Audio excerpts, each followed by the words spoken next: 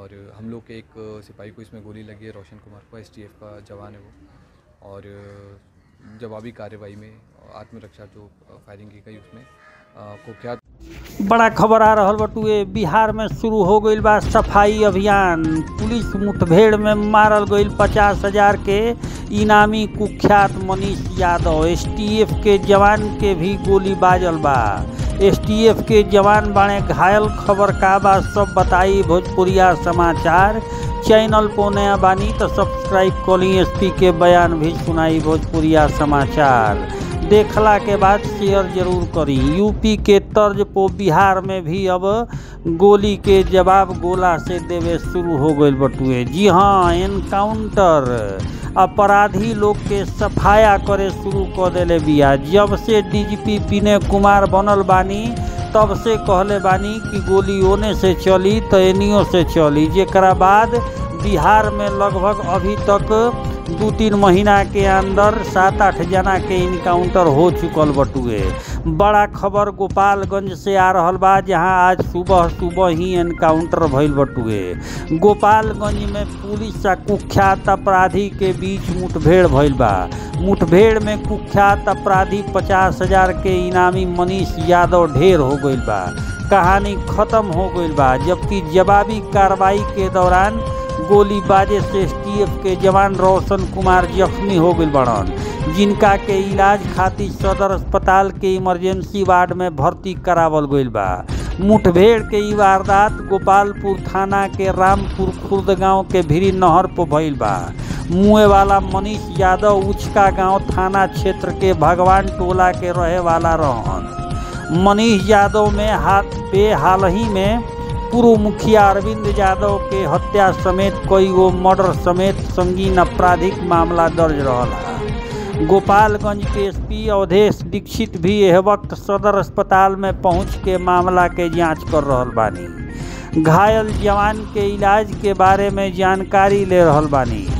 SP कहनी कि घायल जवान के बेहतर इलाज हो सके एकरा खातिर लेकिन उ ताबड़तोड़ गोली चलावे शुरू कर देलस। पुलिस मनीष यादव के चारों तरफ से घेराबंदी कैला के बाद सरेंडर करे के कहलस, लेकिन ताबड़तोड़ पुलिसे पर गोली झोंके शुरू कर दिहलन। पुलिस के भी आत्मरक्षा जवाबी करे के पड़ल, जवाबी कार्रवाई करे के पड़ल, जौना में मनीष यादव के गोली बाज गई। इलाज खातिर सदर अस्पताल अपराधी के लेके आवल गई, जहां डॉक्टर मुअल घोषित कर दिलन। एसपी कहनी कि पूरा मामला के जांच कइल जाता। घटना स्थल पर भी एसडीपीओ के नेतृत्व में टीम पहुंचल बिया। बता दी कि मनीष यादव पे कई गो आपराधिक मामला दर्ज बा। बिहार पुलिस एकर अपराध के प्रवृत्ति के देखत 50,000 के इनाम भी घोषित कैले रहल ही, जेकर फोटो रौरा दृश्य सामने दिख रहल बटुए।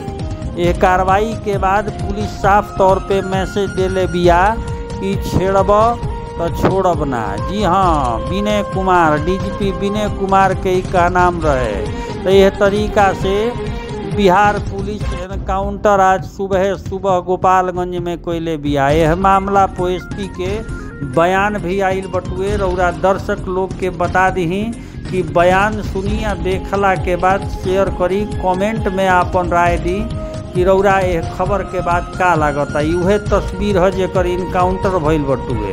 अब यह मामला पर एसपी साहेब के जे दीक्षित जी बानी, अवधेश दीक्षित, वहाँ के भी बयान आइल बटुए।